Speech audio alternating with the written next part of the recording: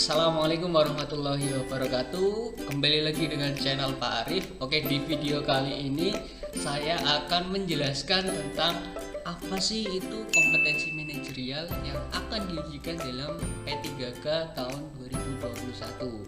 Nah, kompetensi manajerial sendiri itu adalah kapasitas yang dimiliki oleh seseorang dalam mengelola diri dan sumber daya yang ada guna mencapai tujuan atau organisasi bersama. Yaitu adalah kompetensi manajerial atau memanage orang-orang ya, ketika kita ditugasi atau diamanahi sebagai seorang aparatur sipil negara. Nah, kemudian keterampilan manajerial itu dibagi menjadi 3. Yang pertama itu adalah kompetensi konseptual, yang kedua adalah keterampilan berhubungan dengan orang lain, kemudian yang ketiga adalah kompetensi teknis. Ya, yang pertama, kompetensi konseptual itu sendiri adalah kaitannya bagaimana kita mampu untuk mengkonsep atau membuat kerangka kerja, menyusun rencana, kemudian menetapkan strategi dan sebagainya. Itu adalah kemampuan konseptual. Kalau keterampilan berhubungan dengan orang lain, yang kedua itu kaitannya bagaimana kita mampu berkomunikasi, berinteraksi, beradaptasi, dan menyampaikan pendapat dengan baik. Kemudian yang ketiga adalah keterampilan teknis. Kalau teknis itu kaitannya di lapangan, ya, bagaimana tindakan kita, aksi kita ketika diberikan tugas di lapangan, bagaimana, apakah hanya dimunculkan dalam ide-ide saja tapi dalam pelaksanaan nol besar, atau sebaliknya kita mampu mengelola itu dengan baik. Itu adalah salah satu 3 keterampilan dalam kompetensi manajerial. Kemudian dalam kompetensi manajerial itu ada beberapa fungsi manajemen yang bisa kita kaji. Ada 4 fungsi ya dari kompetensi manajerial itu. Yang pertama, kemampuan merencanakan atau planning, kemampuan memplanning. Indikatornya apa sih? Indikatornya adalah mampu menyusun, menerapkan strategi, serta mampu mengefektifkan perencanaan. Ya, artinya mampu menyusun di sini adalah Bapak Ibu dapat membuat kerangka yang isinya adalah hal-hal apa saja yang perlu dikerjakan untuk bisa mencapai tujuan Bapak Ibu bersama. Ya, diusahakan dalam menyusun atau memplanning suatu perencanaan dengan menggunakan skala prioritas sehingga dapat dilaksanakan, kemudian bisa dirancang sebuah strategi. Ketika plan A tidak bisa dilaksanakan, kita menggunakan plan B. Ketika plan B tidak bisa dilaksanakan, kita bisa menggunakan plan C, serta strategi apa yang tepat ketika ada permasalahan tersebut. Oke, yang kedua ada kemampuan mengorganisasikan. Ya, indikatornya di sini adalah mampu mengelompokkan, membagi tanggung jawab, dan mampu mengelola individu. Ya, ketika Bapak Ibu diamanahi menjadi seorang ASN P3K, kira-kira mampu mengelompokkan kemampuan individu yang ada dalam timnya enggak? Ya, jadi Bapak Ibu ketika menjadi seorang ketua tim atau pemimpin dalam kelompok, kan ada banyak individu. Nah, individu itu mempunyai potensi, kemudian keterampilannya berbeda-beda. Nah, bagaimana kemampuan mengorganisasikan tersebut? Nah, Bapak Ibu kelompokkan. Misal orang yang ahli ini dikasih tugas ini, ya, orang yang ahli ini dikasih beban tugas ini, sehingga orang yang diberikan tugas tersebut mampu mengerjakan hal tersebut dengan baik, ya, sesuai dengan tanggung jawab. Nah, ketika Bapak Ibu di lapangan pasti sering menemui, ini bukan keahlian saya, bukan keterampilan saya, mengapa dibeban tugaskan kepada saya. Nah, hal ini yang akan menjadikan ketimpangan dalam kemampuan mengorganisasi. Panjenengan sebagai ketua pemimpin itu belum bisa.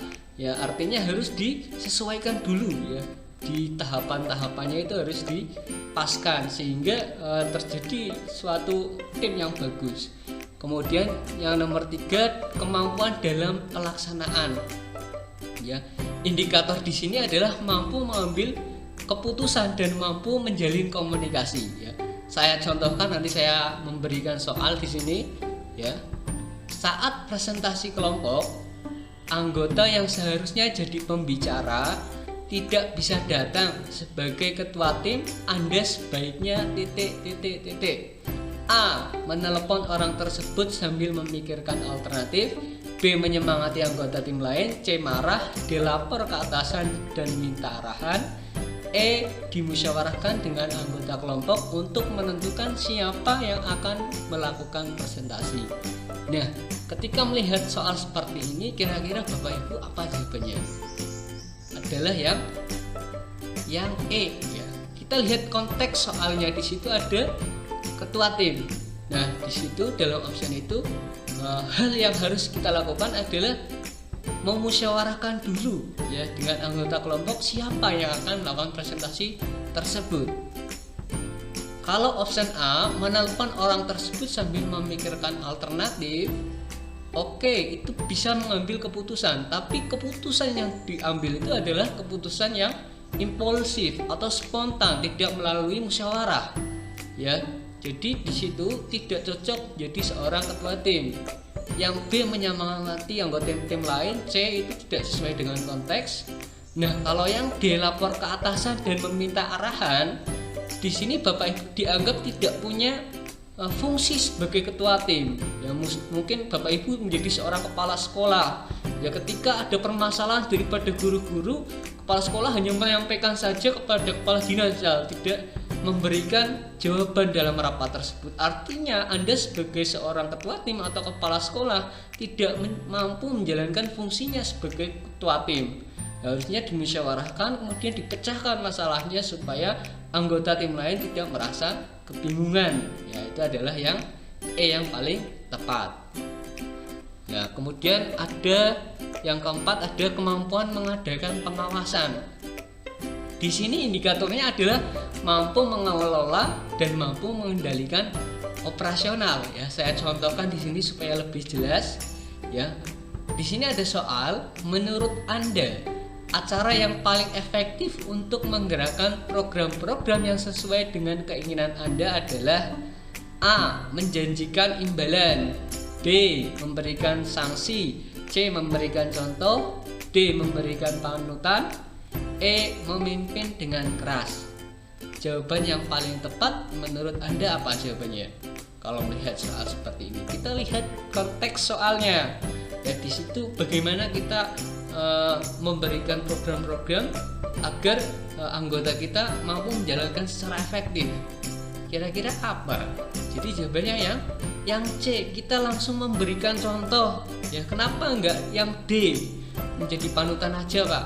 Ya, kalau yang D itu lebih ke dalam aspek atau hal yang masih dalam kognitif, masih dalam pikiran-pikiran saja, belum dalam perbuatan. Ya, jadi kalau yang C itu mampu memberikan contoh, artinya ketika kita mampu melakukan tindakan, mencontohkan pada anggota tim kita, sehingga anggota tim kita merasa, oh iya, pemimpin kita sejak melakukan, pasti kita juga akan melakukan hal-hal yang dicontohkan oleh beliau.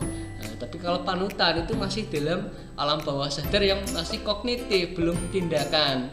Ya, kalau memberi sanksi menurut saya tidak tepat, menjanjikan imbalan juga tidak terlalu tepat. Nah, jadi kalau yang memimpin dengan keras juga tidak terlalu tepat. Jadi yang paling tepat adalah jawabannya yang memberikan contoh, Bapak Ibu. Nah, berkaitan dengan tes manajerial, Bapak Ibu itu bisa dilatih, ya, bisa diterapkan dalam kehidupan sehari-hari, sehingga ketika Bapak Ibu sering melatih hal tersebut atau diterapkan dalam situasi apapun, ya, Bapak Ibu mampu menghadapi dan mengambil keputusan dengan langkah atau strategi yang tepat. Ya, itu saja mengenai gambaran soal manajerial dan kompetensi manajerial yang akan diujikan dalam tes P3K 2021. Nah, lebih lanjutnya Bapak Ibu bisa mengunjungi website saya untuk belajar juga, ya. Nanti ada www.cpns.com, ya. Di situ Bapak Ibu bisa mempelajari bahan ajar, materi di situ banyak sekali, dan dalam pertemuan selanjutnya silahkan Bapak Ibu komen dalam kolom komentar kira-kira request soal yang sulit apa dalam P3K, nanti saya buatkan soalnya begitu ya. Itu saja, salam semangat, semoga sukses rezeki, semoga tahun ini menjadi keberuntungan buat panjenengan semua atau Anda. Oke, salam sukses dari guru di Provinsi Jawa Tengah dan provinsi yang lain. Wabillahi taufiq wal hidayah. Wassalamualaikum warahmatullahi wabarakatuh.